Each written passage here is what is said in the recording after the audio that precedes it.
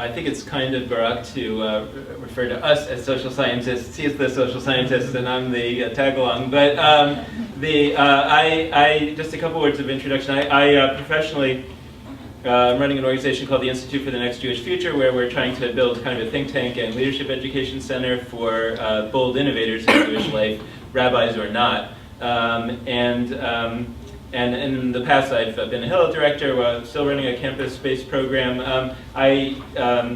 On the one hand, I feel like it's probably worth introducing myself that I'm the child of a rabbi, although I also worry that that makes clear to everybody there's a psychological dimension to my perspective. But I think that what I want to talk about is the dimension of our article where we try to take the theory and apply it in particular to how we see, and I should also say that we've both been recently members of rabbinical search committees for our synagogue, and Mother Barak was the president of his synagogue, and my wife's been on the board of our synagogue, so I've kind of been on the board too.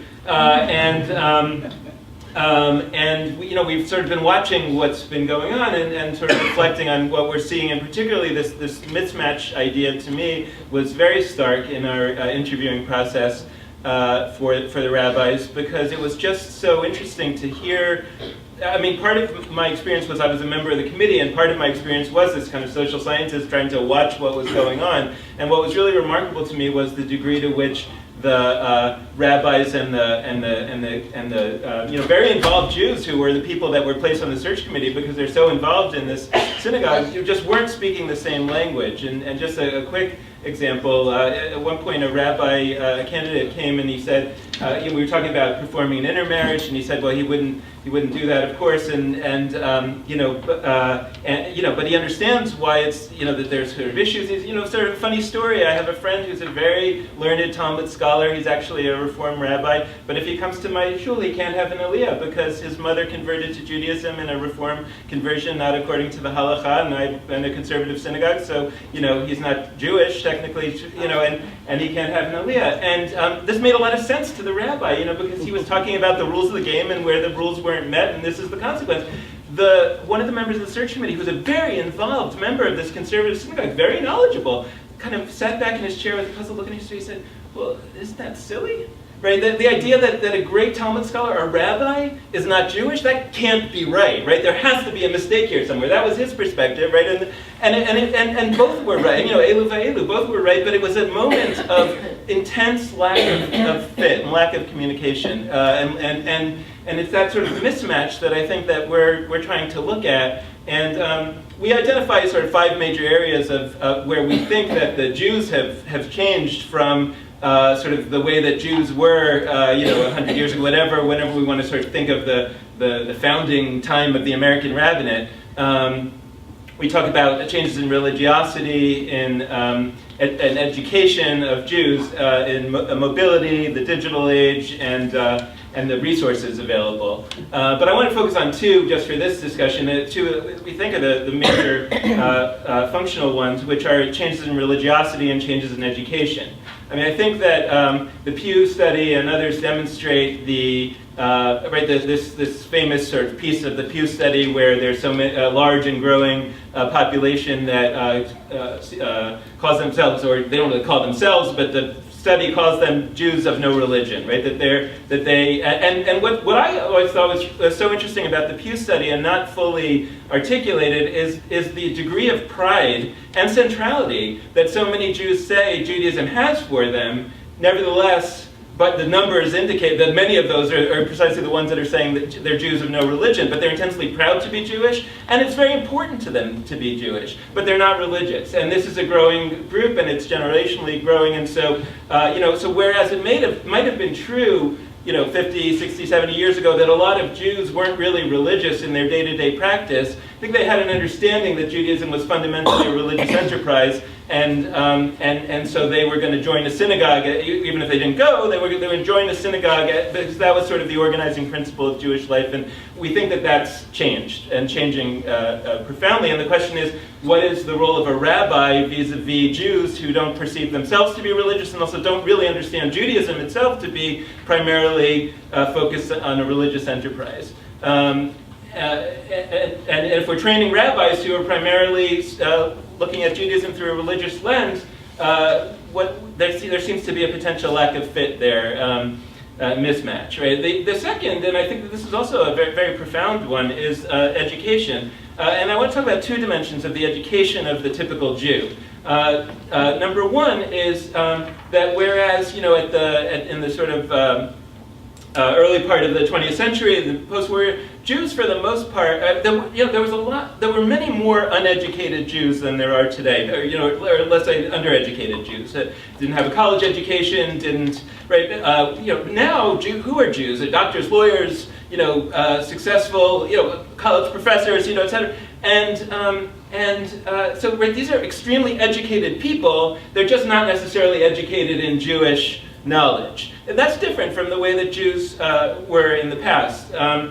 Second of all, in terms of education, is the ready access that Jews have to Jewish education, should they choose to find it, namely on the internet, right? And other sort of digital means. And the amount, I'm not even sure if sort of our typical rabbis are well aware of what's available on the internet. I mean, outstanding audio courses, lectures, talks, just Wikipedia. I mean, I use it every day. I say, I'm curious about, the Northern Kingdom. You type Northern Kingdom and then you have a course in ancient Jewish history. So, right, my rabbi doesn't know any of this stuff.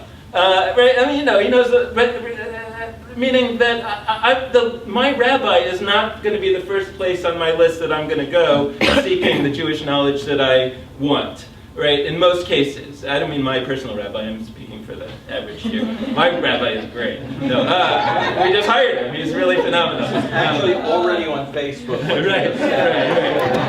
No, seriously, my rabbi, no, but... my rabbi's great also.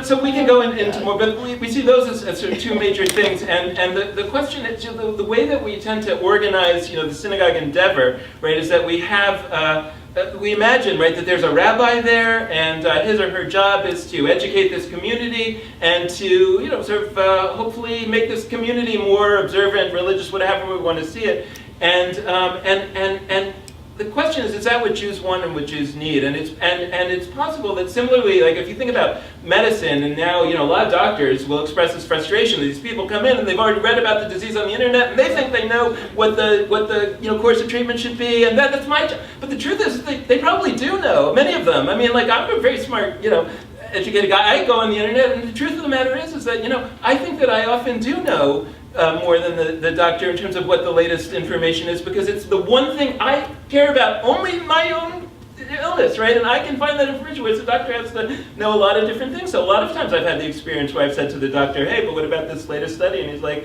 yeah, actually, I didn't know about that. And, you kind of have a conversation. And I'm okay with that for the doctor, because I think that the doctor's role has changed to being sort of a curator of knowledge and a partner in treatment, rather than this sort of on-high figure that we... And what have we seen in medicine as a result of that? I mean, we've seen the rise of nurse practitioners, of physician assistants, right, of sort of para-doctors of different kinds. And we suggest that we might think of that in the rabbinic world, that one way to think about right scaling is to retrain these sort of generalist rabbis that we've educated. Another is potentially to develop other classes of professionals that are, you could think of them as para-rabbis of some kind, or we could just call them rabbis, and we could have sort of different types of rabbis. And that's kind of our other suggestion, that we think more in terms of rabbinic specialization, right? That it may well be that we do need a rabbi who's an incredible educator, but maybe we only need one of those for a much larger community than our sort of 300-member synagogue, because that community doesn't need as much ongoing education as they used to, because they can get that on the internet. But we can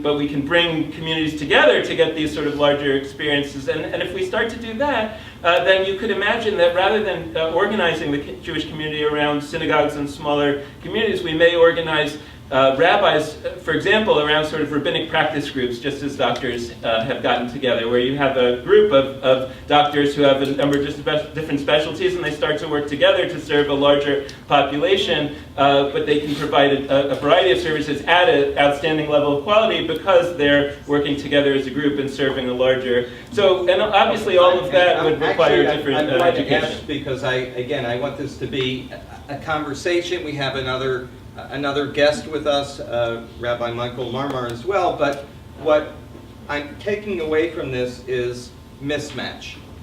Right skilling as a response to mismatch educationally, both in terms of religiosity versus culture. And I think what's important for us to keep in mind as rabbis, because we may not be accustomed, those who are rabbis, to the lens of not just organizational change, but economic behavior. And to understand the economic dimensions of education, that this is another element that we will certainly want to pursue, but I think